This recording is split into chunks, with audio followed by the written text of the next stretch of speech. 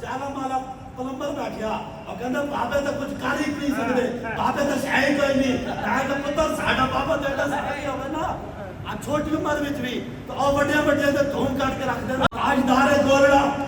آپ جدو چلے نا اتھوں مرزے کانے دے خلاف چلو ایک گل اور بھی چھوٹی جی پہلے کر دئیے قبلہ پیر صاحب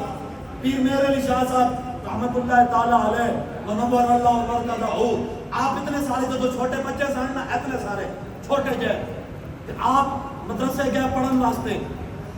مدرسے پڑھن واسطے گئے تو چھوٹی جی عمر ہوئے ایک دن آپ چلے گئے مسجد ایک نماز پڑھن واسطے اتنے مسجد نا ایک بابا سی قصیدہ غوثیہ دا عامل قصیدہ غوثیہ دا عامل بابا سی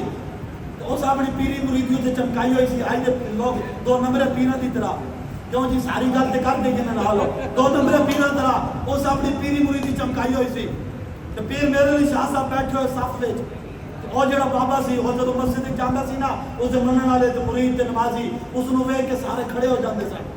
تے جس دن پیر صاحب گئے پیر میرے علی شاہ صاحب مسجد اور بابا جدو آیا نا سارے مرید تے سارے نمازی اٹھ کے کھڑے ہو گئے تو پیر میرے علی شاہ صاحب بچے سن آپ بیٹھے رہے تو بابا جل پہنچ گیا بھئی سارے کھڑے ہو گئے تے بچہ میرے واسطے نہیں کھڑا ہویا آپ نے پیر او بابا جڑا سی نا اور پیر میرے علی شاہ صاحب کو آ کے کہنے لگا بچہ تو نہیں کھڑا ہے میرے استقبال واسطے کھڑا ہونا کہ میں قصیدہ غوثیہ پڑھا میرے استقبال واسطے کھڑا ہوتا ہے یا میں قصیدہ غوثیہ پڑھا جو اس نے ایک گل کی تھی نا تو پیر میرے علی شاہ صاحب آپ نے کی فرمایا آپ نے فرمایا ہوئے تو کی سمجھدا اصیلہ وارث ہاں اور میں تو قصیدہ غوثیہ پڑھ تو میں قصیدہ والے نو پڑھ